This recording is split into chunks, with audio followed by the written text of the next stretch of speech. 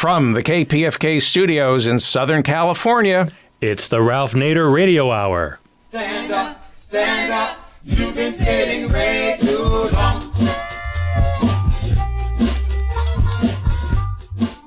Welcome to the Ralph Nader Radio Hour. I'm Steve Scrovan, talking to you still from Mumbai, India. David Feldman is New York City, and the man of the hour, Ralph Nader, is in Washington, D.C. And on today's show, we've got a lot to talk about. We're going to talk about Republican Mitch McConnell courting centrist Democrats.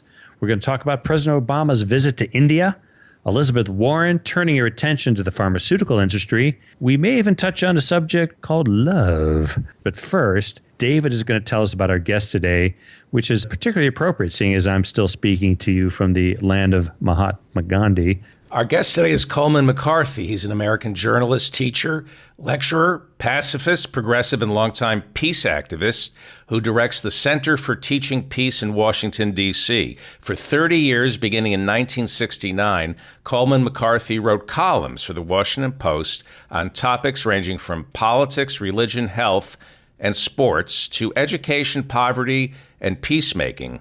Washingtonian Magazine calls him the liberal conscience of the Washington Post. Mr. McCarthy's books include I'd Rather Teach Peace and All of One Piece. Ralph, how did you get to know our guest today? Colman McCarthy was a columnist for the Washington Post, and he really stood out because he wasn't a warmongering columnist, and he also talked about a lot of things. Bicycling, he's a great bicyclist, golf, but what really impressed me was that he had a very sharp sense of justice and injustice. And I was surprised when he left the Washington Post, but I wasn't surprised later why, which is he wanted to teach peace, and he wanted to start the Center for Teaching Peace, and he's got peace studies now adopted in scores of high schools and colleges who never even thought about that being a teaching subject. So mired is the subject in the backwaters of American culture compared to talking about war and militarism and weapons and soldiers. So it's really great to have you on, Colman. And I noticed that one of your fans is Joan Baez, who said, quote, "When I visit Washington, one of my delights is spending time with Colman McCarthy and his students. The book brings to life the work of a caring teacher who loves his students with the same passion he brings to the classroom in his courses on pacifism and nonviolence. Singular and credible work," she says about his book, "I'd Rather Teach Peace, sure to inspire and endure," end quote.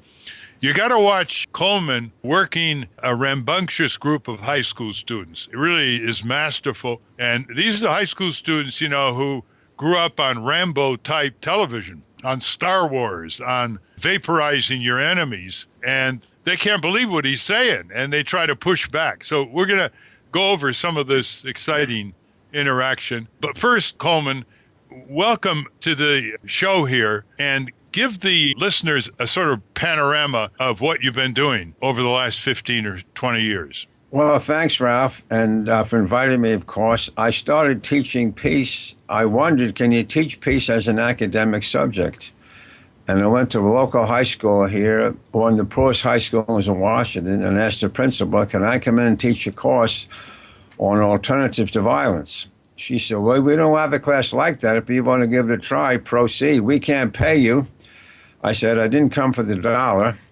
And that was 1982, I guess 3 years ago. And I've been doing it ever since. I've had about 12,000 students. I teach at Georgetown Law School. I have a class at American University. I have 2 classes at University of Maryland, Wilson High School, and 2 classes every morning at Bethesda Chevy Chase High School, 7:30 a.m. and then 8:15. So I'm a pacifist, and I think that schools ought to be educating our students to alternatives to violence. Otherwise, we just process them through the schools as though they're slabs of cheese going to Velveeta High, Mozzarella University, and Cheddar Grad School. How's that, Ralph, for a cheesy metaphor? A hole in one, like the professional golfer you once were. I went to Swiss Cheese University, which was why my education has a lot of holes in it, ladies and gentlemen. All right. Well, that was very well crafted then, to use the puny pun.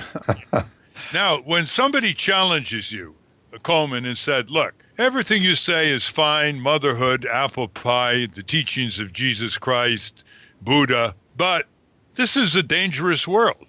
And there are bad guys, there are dictators, there are invaders, there are aggressors. How does your philosophy serve to protect people in our country? Right. Well, it's hard to answer that question, Ralph, with a soundbite. It's hard to answer it even with one semester. You can spend a whole semester talking about alternatives to Hitlerism. I always begin by reminding them that Martin Luther King said on April 4th, 1967, Riverside Church, New York, that my government is the world's most violent. And so we got to understand that first. And he also said in the same talk, a nation that continues year after year to spend more money on military programs and social programs is approaching spiritual death. So let's look at our own government, which is militaristic. It supports the death penalty and take it from there. You can go back and argue Second World War all you want. You can argue about how to deal with 9/11. But let's figure out what the United States government is doing with our tax money. Okay. So it's often said by historians that World War II was prompted by the reaction to World War I, the Treaty of Versailles, and the restrictions that led to a devastating blow to the people of Germany and the economy and the great inflation of the 20s that was fertile ground for Adolf Hitler. And then the historians go back even further and say, well, what started World War I? I mean, the way I understand what you're saying, Colman, is that even someone can throw a aggressive act against the U.S. or aggressive war. If you go back, you can see that they were all avoidable. All wars are avoidable Sure. if societies have muscular peace advocacy and conflict resolution in mind. So Right. Yeah. We either do prevention before or intervention after. So we are an intervening government, and we intervene all around the world. We've just been through Iraq and Afghanistan, 2 wars that couldn't be won, couldn't be explained, they can't be afforded. And we are now bankrupt, and these college and high school students I have, they're graduating owing a ton of money. At Georgetown lost about $120,000 just getting outside the gate. So our economy has been devastating. But even, Ralph, before I get into those topics with my classes, I explain that there's at least a dozen types of violence. There's economic violence, there's domestic violence, homophobic violence, environmental violence, corporate violence, which you've been dedicating your life to ending. There's verbal violence, there's legal violence, there's illegal violence, handgun violence, sexual violence, gender-based religious violence. So you can't get to everything in one semester. You can spend a whole semester on any one of those types of violence and the alternatives to them. So there's very few schools that really invest in peace studies programs. There's about 70 colleges around the country that have courses for credit, but there's over 4,000 colleges, and we're in about 70 of them so far, so we're making some progress. What about West Point, Annapolis, and the Air Force Academy? Do they have peace studies? I've lectured at Annapolis to try to get one. I got ill luck. They tell me, Colman, we appreciate your views, but we'll defend to the death your right to talk the way you do. So, give some success stories where countries could have gone to war or imploded in a civil war, but they headed it off by muscular peace advocacy. Oh, sure, Ralph. Yeah, very good question. Just since the mid-'80s, there was Marcos overthrown by Catholic nuns organized. Pinochet was brought down after they got a fair election. Lech Walesa in Poland. Václav Havel, a former political prisoner, became president. Shevardnadze driven from power in Georgia. South Africa, Mandela. Nobody would ever thought that those governments would be brought down by people who had no guns, no tanks, and no bombs. But it happened. You can spend a whole semester on each one of those cases. but yet we don't teach those. So students say, well, we like you pacifist around, keep on dreaming away, keep hugging your trees and writing peace poems. But in the real world, those bad guys are out there. Well, the bad guys have been brought down by organized resistance. Let me ask you this. I know that you get a lot of pushback from some high school students who think you're way out there. They're ready to go into the Marines, Camp Lejeune or wherever. They're full of aggressive hormones, kick ass, like George Bush said on many occasions. Here are some of the questions that have been thrown at you by high school students. All right, Colman, we've heard what you said. Nonviolence is fine, but what about Hitler? Well, I have a chapter in my book, Strength Through Peace, that is called, Okay, but what about Hitler? Okay. So I tell them, that's chapter 6 in the book, and the first lines of the book, we talk about the Danish resistance in the early 1940s. And this is from a book called A Force More Powerful. It says, Denmark had not won the war, but neither had it been defeated or destroyed. Most Danes had not been brutalized by the Germans or by each other. Nonviolent resistance saved the country and contributed more to the Allied victory than Danish arms ever could have done. There it is. So what was that nonviolent resistance back then? They organized an underground press. They did nonviolent sabotage to the railroad lines. They had work stoppages. The Germans wanted to use Denmark to build weapons, but they had work stoppages. There were a few Danes were killed, but very, very few. And the Danes saved many Jews and transported them across the sea to Sweden. But you could spend a whole semester on just the Danish resistance. There's films made about it. And so the students come in, it's like trying to teach calculus when you haven't had first grade math. So that's the difficulty. They haven't taken these courses before. Not to mention, 2 world wars were entirely preventable. Yes. I mean, it was just a bunch of heads of state with monumental egos in World War I after the assassination of the Archduke in Sarajevo, and the Austro-Hungarian Empire, the Russian Tsar, on and on. I mean, you could just see one step after another because there was no peace movement. There were no engaged people basically saying to these guys, you're heading for disaster here. 25 million deaths. Didn't we have Lindbergh and Joseph Kennedy? The America Firsters, were they peace advocates or just isolationists? Well, you can argue around, you can argue square on those kind of questions. I try to get the students engaged right away. I ask them 4 questions. Who would like to reduce cruelty in the world? Every hand goes up. Who would like to reduce hunger in the world? Every hand goes up. Who would like to reduce global warming? Every hand goes up. Who would like to have a healthy body? Every hand goes up. What's the answer to all those questions? Stop eating meat. Yeah. Stop drinking milk and eggs, and you'll solve that problem. That brings it right home. You can do something about that. So then you're one of those moralizing vegans, aren't you? They throw that one back at you. So we talk about it, but I get them in the game right away. You can do something right now at your next meal. Tell us how stopping eating meat would do that. Well, because meat causes immense amount of cruelty to animals. We don't see it because it's out of sight. You've never seen a program from a kill floor on the evening news or any other place. So it's cold, out of sight, distant violence. Yet the animals are killed. I think this country, 10 million a day. Global warming is caused by big agribusiness with methane, with the emissions from those big companies. The hunger problem, I think 80% of the corn in America is fed to animals, while people are starving around the world. And then the health issue is the leading disease in America is heart disease, and you don't get heart disease from eating too much broccoli or bananas. You get it from a high cholesterol diet. So then, again, you could do a whole semester on just those issues. And Colman, you have a way of asking people what famous people they know, and then to drive your point home. Give us that rendition. The first semester of every class, Ralph, I just started yesterday at the University of Maryland. I hold up a $100 bill. Here it is. They all get focused real quick, all these junior capitalists. Wow, $100. That's a little quiz. I'm going to name 6 names. If you get them all, I'll come take your big one.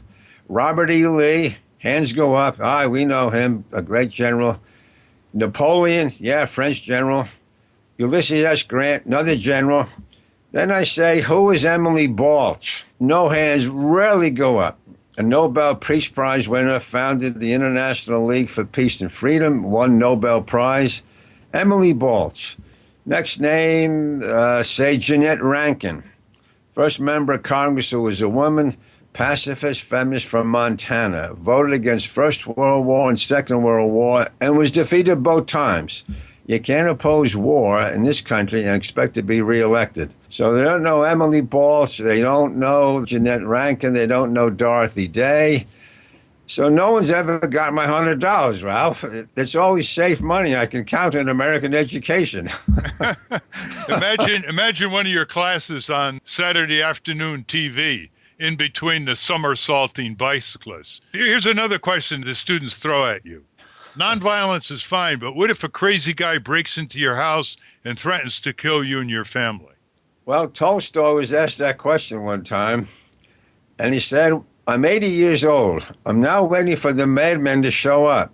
Meanwhile, the czars tried to kill me, the governments tried to kill me, and the bankers have tried to kill me. So it depends who you want to worry about.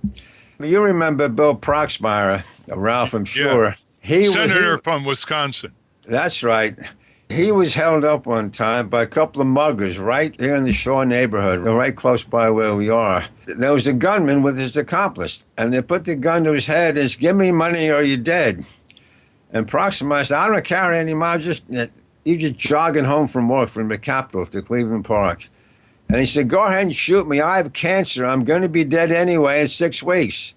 The other thug said, hey, let's leave this man alone. He's got cancer. Let's leave him alone.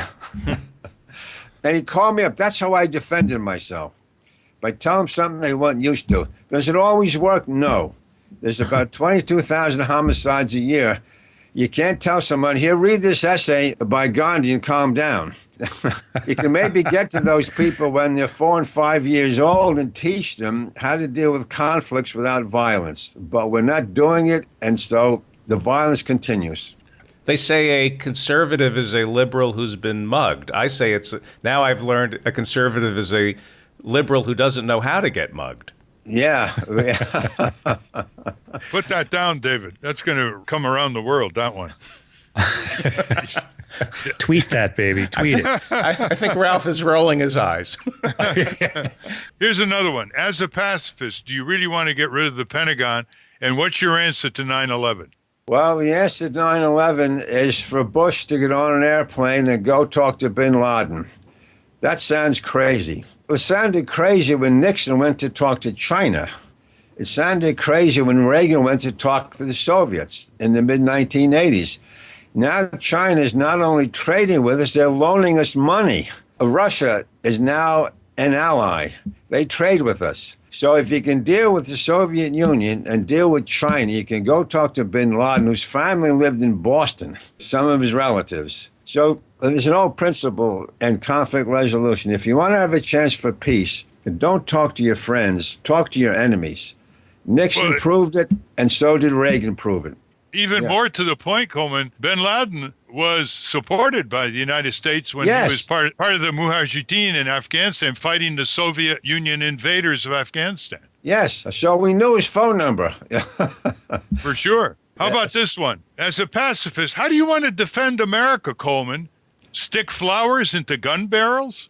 Well, Desmond Tutu answered that question. He gave a talk in Boston a while back, and he said very perceptively, the war against terrorism will not be won as long as there are people desperate with disease and living in squalor.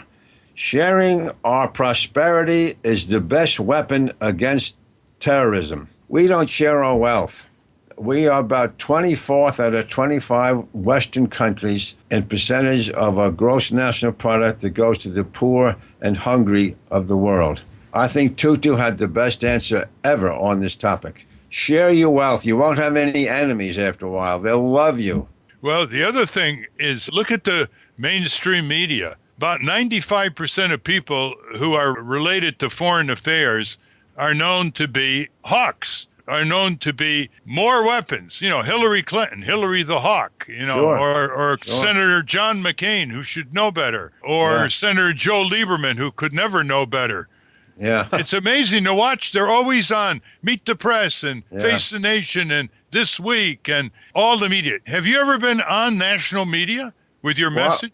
Well, I've been on C-SPAN a lot, and Brian Lamb's been very kind to me, and Steve Scully, a former student of mine, has been very receptive. So, but as far as getting on Meet the Press and, you know, ones like that, I've never been invited. So, but meanwhile, McCain's been on it about 100 times. And the media is very supine, Ralph. I mean, it's been proven so often. It's been so complicit in invading Iraq and Afghanistan. Now, not just people like Judith Miller, but the editorial boards of the Times and the Post. The big media, I mean, is very complicit. And they take enormous amounts of money from the advertisers like Lockheed Martin, Grumman, Northrop Grumman, and General Dynamics. So they're sleeping together.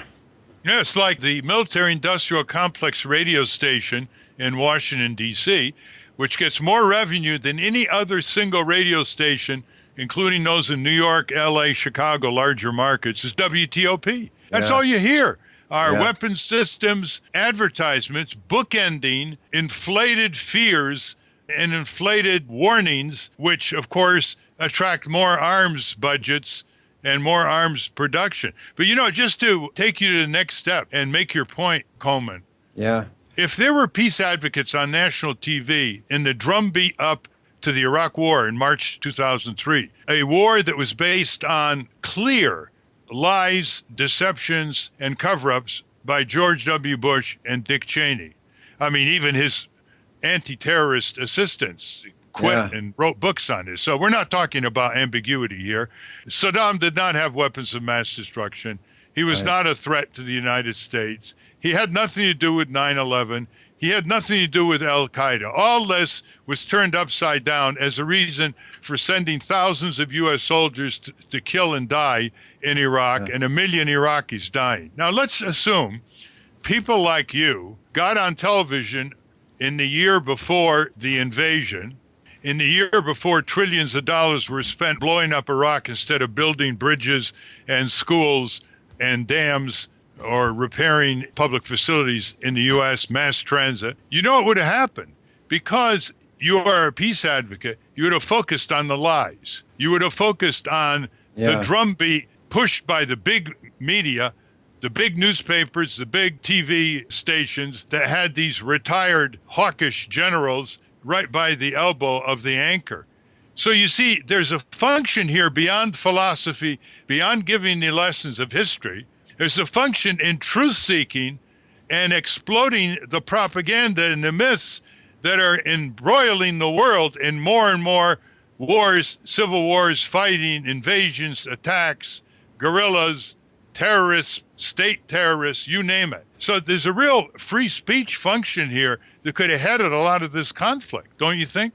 Well, sure. I remember Phil Donahue, who you're very close to, was fired by MSNBC. And I remember Phil had me on his program in 1991, before the first invasion of Iraq. And he wanted me to come on the program and debate with the general. And I said, no, I'll come on the program, just you and me, though, Phil, because the general already gets his viewpoint across already. The media is saturated with these military guys, plus the ones who are out and now work for the corporations.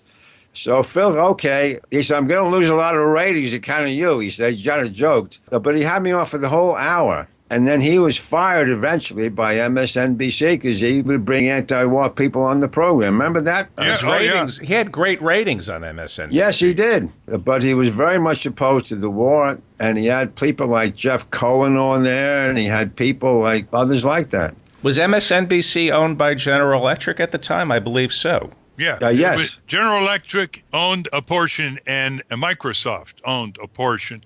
And they got tax rebates for the workers at MSNBC headquarters in New Jersey as part of the deal. Yeah. But more interesting is NBC told Phil Donahue that if he was going to raise the issue of the Iraq War and criticize the President of the United States, he had to have 2 supporters of the war for every opponent. He even did that, and they still gave him 5 days' notice and fired him. And history has totally vindicated him. Yeah. If you go back to the transcripts, these were programs in the best tradition of freedom of speech, truth. Yeah. I play Ralph, just by talking about Phil, I play his film, Body of War, every semester. Tell the listeners a little bit about Body of War. It's a biography. It's really a beautiful documentary, factual, about a man named Thomas Young, who was wounded in Iraq, paralyzed, I think, from the neck down, and all the agony he went through. And he went to the Senate. They had a vote, I think. Remember Robert Byrd, I think, who, oddly enough, Ralph, I don't know how to explain how he became so anti-war, but he was one of the few, I think. And he stood by this young boy, and he couldn't get medical help, and he died about 6 months ago. And but Body of War was done by Phil, and it's a great documentary. Anybody who thinks war is glorious should look at this film.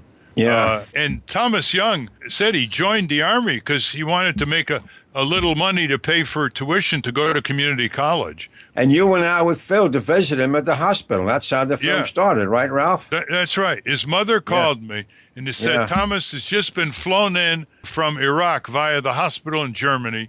He's a good reader, and he wants you to visit him. So I called Phil, and we both went down to Walter Reed Hospital with a ton of books and visited him. And you could see the agony, you could see the pain, and he became a public advocate against war and against the war in Iraq and Afghanistan. In all his agony and immobility, he stood tall. And in one of his last acts was he wrote a letter about 1.5 years ago to George W. Bush. I think they could Google that easily. Just Google Thomas Young and anti-war letter. It'll come up. And it's also on YouTube. Yeah, it'll come up on YouTube, and you can actually hear him reading it himself. Okay, and yeah, that's great. Perfect. I wanted to break in here just with a question because, as I've mentioned, I'm in India, and another famous person visited India this week by the name of President Barack Obama, and it looks like he and Prime Minister Modi talked about a lot of things, but in particular, one of the things they talked about was an arms deal. Yeah, imagine. One of the primary things they were doing was doing a deal to sell arms to India. And nuclear power. Right. Well, that's what Obama does when he visits India. He tries to sell high-priced Harley-Davidson motorcycles, Boeing aircraft. Now he's on a mission to sell the products of Lockheed Martin and General Dynamics and Raytheon to India. That's the last thing he should be doing because India and Pakistan don't get along very well, and it creates problems for us in Pakistan. But it creates profits for U.S. exporters. Mm-hmm. And the other thing he was pushing is to significantly immunize from liability General Electric, Westinghouse, and other companies who sell nuclear power plants to India. That's a nice message to give to the world, that if they sell defective nuclear power products and some terrible radioactivity disaster occurs, like the Bhopal disaster of Union Carbide that killed thousands of Indians there with cyanide gas, only this would be radioactivity, that the Indian people couldn't go to the courts in India and hold General Electric and Westinghouse accountable. What a demeaning mission for the President of the United States. Right. Yeah, well said. Yeah. Doesn't he travel with the CEOs of these military contractors? Haven't they been on trade missions with him? Yes, they have. And he fraternizes with them, but it'll be a hot day in hell if he ever invited Colman McCarthy to a reception in the White House. This is all part of the militaristic mania that infects so many areas of our culture, right down to the television programs that are transmitted to children at age 7, 8, 9, 10, teaching them, as a West Point instructor once said in a memorable book, teaching them how to kill. Ralph, the Peace Corps. What happened to the Peace Corps? And could there be a coalition of left and right to make peace profitable, just to be real pragmatic and figure out a way to sip at the government trough Colman, you've thought a lot about this. Why don't you answer that one?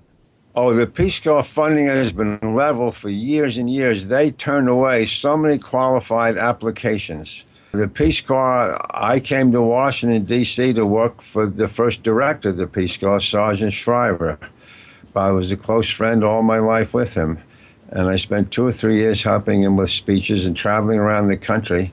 And the Peace Corps, I think, is a great program. It gets you overseas for a couple of years, and you wake up, and it shakes you up. I've had more former students of mine join the Peace Corps and came home and were really radicalized by it. But the funding is not there. It's not there also for the U.S. Institute for Peace, which is a great group of people, but the Congress demeans it by not funding it adequately. So I place my faith in the school. The school buildings are there. There's about 55 million people every day in our schools, elementary, high school, middle, and college, and law school, and grad schools. That's where you got to go. And so I'm placing my bets. It's going to take a few thousand years, but it's either that, we either agonize or we organize. And the peace movement has not really embraced peace education the way they do street marches and street protests. Those are fine, but you got to get inside the establishment system, and that's public education and private education. How many colleges and high schools have you gotten to adopt peace studies, and how'd you do it? Well, I usually get invited to do student assemblies. You know, colleges all have lecture programs. You know that, Ralph. You've spoken to over thousands of colleges. And they usually bring in these celebrities, the generals and all the Hollywood people. But every once in a while, they have a peace week or a peace committee or peace lecture. So I've spoken to over 200 colleges and high schools, So I usually spend a day there, maybe a couple of days, talk to classes. And there's always a group of students who say, yeah, we ought to be doing this here. And I tell them to make it happen. And organize and get teachers behind it and demand. I think it was Peter Kropotkin, the great Russian anarchist, who said his advice to students was, tell your teachers what you want to know about peace and demand that they teach you that. So they have a right to demand. They're graduating from schools as peace illiterates. And that's the reason why, if we had people in Congress who've taken courses in this subject, we might have a different outcome. You'd be delighted to know, Ralph, one of my former students is Jim McGovern. The CIA agent? No. Jim McGovern is from Worcester, Mass., and he's been in Congress for about, I think, 7 terms now. Anti-war, he helped stop the war in El Salvador when he was an AA for Congressman Joe Moakley. And I had Jim McGovern when he was a college student. And been close friends. He's very anti-war, very conscientious. So there he is. If I had every member of Congress in college, that won't be happening, Ralph, but I see Jim McGovern, and there he is. He's a great congressman, and he's still very active, and he teams up with Republican Walter Jones against a lot of the aggressiveness and jingoism in the House of Representatives. All right, so if some students are listening to this program, or parents who have college students or high school students, and they say to themselves, hey, what Colman's saying is interesting. We want to establish peace studies in our high school or in our college. How do they contact you? Well, just Google my name, Ralph, and Google Center for Teaching Peace. It'll all come up, and I'd love to work with anybody. I get calls all the time from around the country. Teachers want to know, how can I do this? And we have books that we sell. We have Solutions to Peace. We have Strength Through Peace, and we have a new book out called Peace is Possible. And so we sell those books, and that's the revenues we have. You have the nonprofit foundation. That's what? Center for Teaching Peace. We get some grant money, and but we're still small, but there is some progress. You say that we need to teach peace, but we also need to teach war. I mean, Sergeant Shriver was a war hero. John F. Kennedy was a war hero. George McGovern, Food for Peace under the Kennedy administration. All these guys were war heroes, and they understood that the way to avoid war was by feeding people and teaching people, right. And hence the Peace Corps.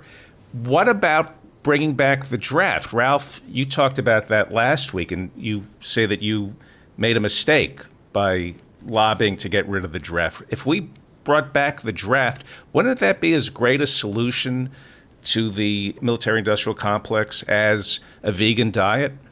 I meant a draft for public service, Colin. Yeah. You'd have far too many for soldiers in the Army, but there would be 2-year commitment for public service. Or Oh, military. sure, no. Let me interrupt. I'm sorry. What about bringing back the military draft? Everybody has to serve. Well, you're still hiring people to solve conflicts with violence. That's what militaries do. I couldn't go along with that. If we had a military draft, then we'd have more Sergeant Shrivers, George McGoverns, and John F. Kennedys. And Zinns, Howard Zinns. Yes, I agree. And also Mark Hatfield, people like that. But still, you're training people to solve conflicts with violence. I mean, even St. Francis was a deserter from the military, from the Italian Crusaders. But that's kind of an end run. But still, I would rather put my money into peace education than into paying soldiers to be drafted.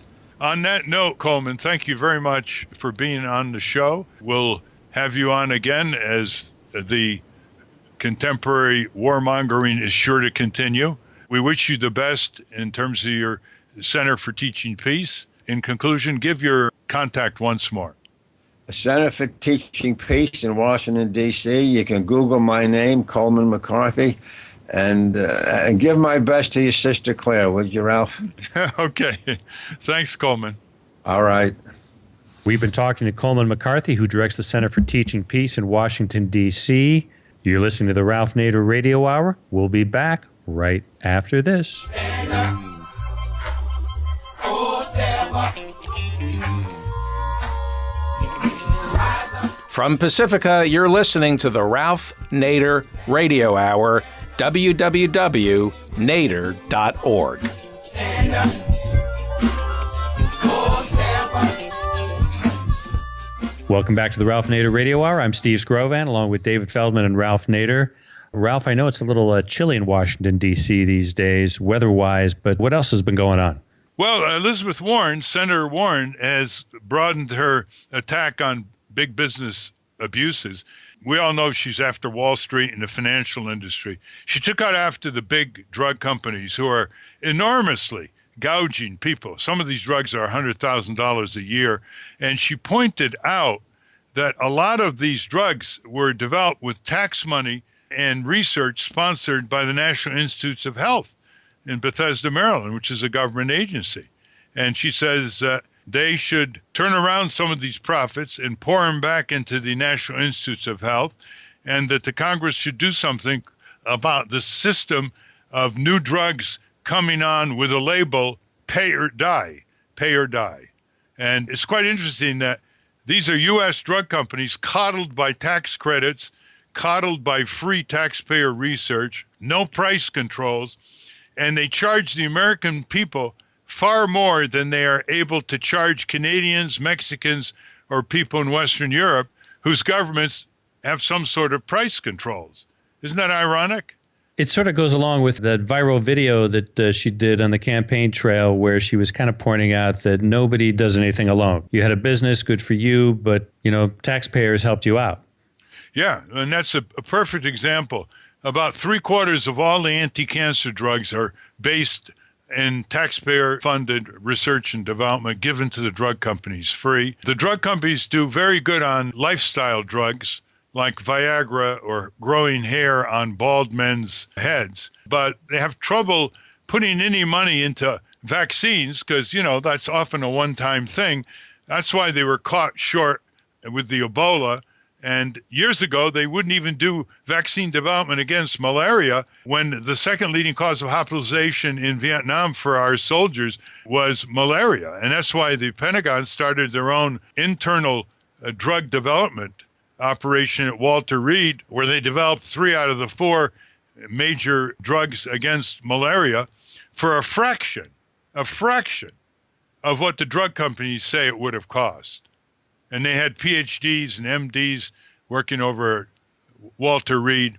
That's a very untold story. I think Elizabeth Warren touched on this in her speech. that the drug companies are fined all the time, billions of dollars each year. Where does that money go when they're fined by the government? It doesn't go to expand the Food and Drug Administration's surveillance of Chinese and Indian laboratories or laboratories in this country. It goes into the U.S. Treasury, which can be spent on building more F-35s and more unneeded aircraft carriers. The point she made, however, is that they're misbehaving by pushing for unapproved uses of drugs. And that's why they've been caught and fined $500 million here, $2 billion there. But it doesn't go into the safety regulatory agencies. It goes into the General Treasury. Well, is that like, are they afraid of asset forfeiture behavior? No, they don't have any of that. No, that if the money went back to the FDA, if these fines went back to the FDA, maybe the Republicans would say, well, that would encourage the FDA to issue more fines. But what I think she was saying to give the fine money over towards cancer research, right? Yeah, that was her proposal, a pretty safe proposal. But I think some of these fines should go back into the watchdog health and safety agencies like the Auto Safety, the Food and Drug, the FAA, the Railroad Safety Administration, so they have more federal cops on the gigantic corporate crime beat and go after the fraud on Medicare, the fraud on Medicaid, over $60 billion with a B dollars a year stolen from the budgets of Medicare and Medicaid. And anytime we push Congress to do that, the corporate lobbyists cut us off at the pass because they know that if their fines go to strengthen the federal police corps against them, the jig's up for a lot of their crimes. So what else is going on, Ralph? What else is the Republicans in Congress are doing something that the Democrats should pay a lot of attention to around the country. They're trying to spin off 20, 30, 40 right-wing Democrats so they get a veto-proof or a filibuster-proof House and Senate on such things as the Trans-Pacific Trade Agreement, which we've talked about in the past, which Obama is about to send to Congress for ratification. And that's a trade agreement that will further export jobs to countries abroad with low wages and dictatorial regimes, and will also hollow out communities in the U.S. and undermine any kind of local control over the fate of local communities. When you're dependent on supply lines 4,000, 6,000, 8,000 miles away, in regimes that you don't even know the name of, you're not going to have much influence over your life and that of the community as comparison with more local sourcing of agricultural products and other consumption products. So that's a very dangerous thing. Democrats ought to be very alert to that. Boehner and McConnell, John Boehner, Speaker of the House, Senator McConnell, Majority Leader of the Senate, are working to spin off and split the Democrats and add to a veto-proof majority against anything that Obama wants. But of course, in this case, on the Trans-Pacific Trade Agreement, Obama wants it. And so why are the Republicans trying to spin off Democrats in the Senate? To get over 60 votes in order to block a Democratic filibuster, which is resisting President Obama's job exporting, sovereignty shredding Trans-Pacific Trade Agreement, negotiated entirely in secret in Asian hotels. Ralph, in that article about what they're calling the go-to Dems, this group of blue dog Democrats that the Republicans are trying to woo, there was a quote from Joe Manchin, who's one of the Democrats, and he says, "Our party," this is a quote, "our party has to come back to where the middle is, where the people want us to be." The middle? Where is the middle? Is it what is the definition of the middle? Seems weird. Yeah, I guess Joe Manchin, who is an anti-Obama Democrat from West Virginia, Democrat in name only, he's representing a state that is rich in minerals and poor in people. Poverty's incredible. Education budgets struck. Low incomes, large numbers of people without health insurance. And he has it talking about the center. It's just a lot of malarkey. Manchin should wear his politics on his sleeve and become a Republican. That's how he votes most of the time. On another subject that is a little lighter, gentlemen, yes, the New York Times reported a few days ago a successor to the hobby known as Trivial Pursuit. You know Trivial Pursuit, where you try to answer trivial questions. Well, now a new hobby is called To Fall in Love with Anyone, Do This. And this Okay. is I'm all ears. this is answering questions by a psychologist, Arthur Aaron, and it has 3 sets of questions, and each set is more intimate, and you're supposed to ask a stranger these questions, and as the answers come flowing out of the stranger's mouth, you will learn whether you're going to fall in love with that person. Now, watch this. That article appeared a few days ago. It got more than 2.2 million visits on nytimes.com, 365 shares on Facebook, 745 comments. So I'm going to ask you some of those questions. You can answer them pretty quickly. We'll start with nickel advocate David. Okay, are we going to all end up falling in love with one another? No. Well, we're not looking into each other's eyes, so Oh, I think right, we're no. safe there. We're safe there. But let's say you were young, unmarried, you wanted to find your true love, David, and the question started this way. Okay, this will be fun and short. Okay. That's what I usually say before making love. Okay. All right, here we go. All right. Yeah, David, when you were not married, you're looking for your true love. You meet a young woman and you start asking her the following questions, but you answer them, David. Okay. Okay. Given the choice of anyone in the world, who would you want as a dinner guest? Well, honestly, it used to be Ralph Nader, but we get to do this show. So who would I want as a dinner guest? You're going to get mad at me if I give you the answer. Go ahead. Bill Clinton. Okay, that's the answer. Next one. Before making a telephone call, David, do you ever rehearse what you're going to say? Yes. Why? Just out of fear that I'm not going to get to the point quick enough. Okay, third question. If you could wake up tomorrow, David, having gained any one quality or ability, what would it be? Photographic memory. Okay.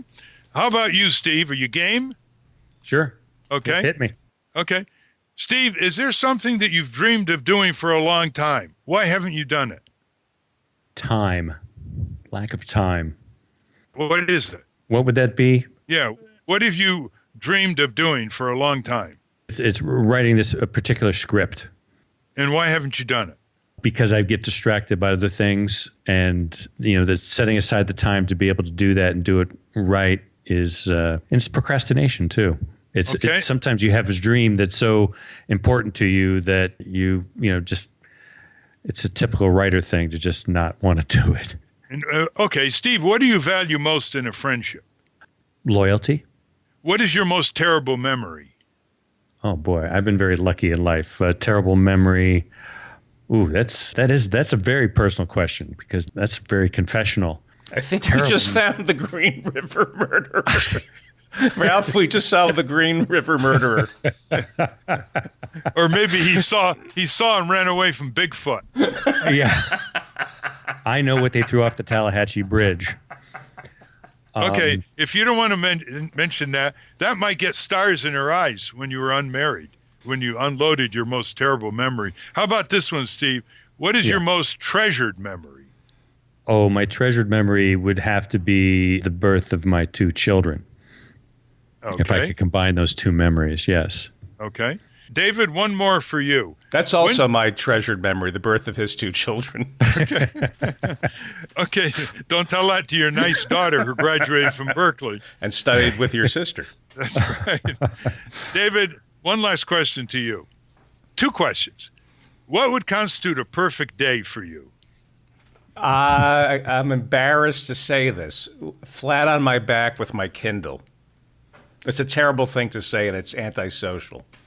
And I'm guessing your perfect day would start with a wonderful bowel movement too. Remember, you're talking to a nice young lady here. Okay. Oh. Okay. All right. Last question That's to why I would David. fail this test. Last question to David. Thanks, Scott, for reminding me of that. Yes, context is everything in this Yes. game here. Last question to David. When did you last sing to yourself? Never. Did you ever sing to someone else? Why didn't I get these? No. For me, it was this morning, and yes. Well, here's something interesting. A writer writes in after reading this article in the Times, And the writer says, quote, "I'd like to see what happens when you get a room of more than those two people together. And once they finish their round of questions with someone, move on to the next and so on. Who would they be in love with by the end of the night?" Here's another one. "This is scary. I only want to fall in love with someone who is truly worthy of me, not just as a result of finishing a psychological quiz. Also, when I fall in love next time, I'm hoping it's the last time." It's obviously hit a nerve, and it's going to start challenging Trivial Pursuits for sure. Can there be love in a culture that's as diseased as ours, where everything is transactional, where everything gets down to you help me, I'll help you? If you both have the same contagious diseases, David, yes. Well, I'll tell you, I'll give you a perspective here from India, because I've had a lot of conversations with people about arranged marriages, because that still exists here. And sometimes it exists in the way you might think it existed in the Middle Ages, but now mainly it has to do with your parents setting you up with dates, basically, which in the States we could never think of. And, you know, in the old days, really, people didn't really get married for love. It was a treaty. It was an arrangement between two families. So this whole idea of getting married for love is, I think, a relatively new concept, at least as a mass phenomenon. Yeah, these were arranged marriages, not only to keep flirting down and wayward behavior down, but to consolidate relations between clans and tribes. Right. That's true. I think the most sensible comment, on this series of questions by a reader, she says, quote, "Falling in love can be easy with the right person. I think there's a lot more decision-making happening than we acknowledge. Staying in love, because love changes day to day, is hard," end quote. So that's an interesting thing. I think we live in a very hateful, especially after listening to this show, and we're a nation of warmongers. I get kind of frustrated when people say to me, "Oh, I can't find anybody to love." And I have said this to friends. I said, you live in a country where 50,000 people die each year because they don't have health insurance, and you're in a toxic environment, a loveless environment. Why would you find love? That doesn't help people feel better. You know how many times you hear people pound the table and say, "I love America"? My father used to ask them in return, "But do you love Americans?" Yeah, right. Your mother used to say, "What have you done today to make you love it more?" Yeah. What have you done, Ralph, to make your country more lovable? They had so many antidotes to bombastic, phony patriotism than you can count. That was a lot part of our bringing up. By the way, I have a poem I want to read. Do you mind? Ralph Nader has a poem he wants to read? Of course, yes. And the reason I want to read it is not only it's relevant today, but it was written by a very famous economist, Kenneth Boulding, who lived from 1910 to 1993 and taught at the Department of Economics at the University of Colorado, Boulder. He wrote the text that students at Economics 101 used around the country in colleges. But he was also a poet. And this is a really interesting little poem. And here it goes. I'm quoting Kenneth Boulding. "The thing in pollution we most need to know is, where does it come from and where does it go? One major area in the pot must be tossed, that things may be missing, but never are lost. Most chemical elements cannot be changed. They can't be destroyed. They are just rearranged. So clean water and air, and indeed your clean shirt, are obtained by the wise segregation of dirt. So if our research is to bear healthy fruit, the critical question is what to pollute. One policy matter is clear: the polluter should not be allowed to become a commuter. And as long as industrial systems have bowels, the boss should reside in the nest that he fouls. Economists argue that all the world lacks is a suitable system of effluent taxes. They forget that if people pollute with impunity, this must be a system of lack of community. But this means producing a mild kind of love. So let's hope the eagle gives birth to a dove. End quote. That sounds like a wonderful way to go out on this week's version of the Ralph Nader Radio Hour. On behalf of David Feldman and Ralph Nader, my name is Steve Scrovan. Join us again next week. And thank you, David and Steve, and your listeners. And thank you for listening to that wonderful poem by economist Kenneth Boulding. Stand up, you've been sitting way too long.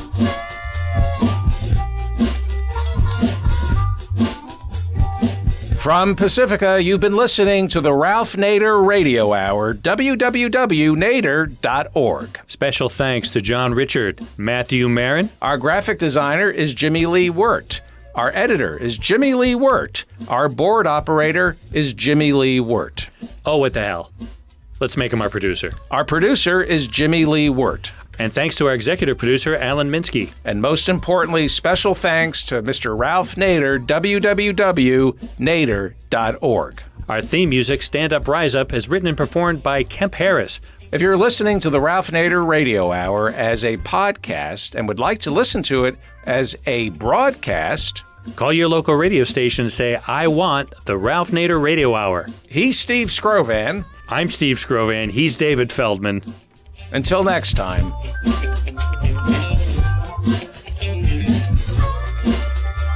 Say you're tired of trying. You say we have no choice. Say you're just one person, and who will hear your voice? Don't let them fool you.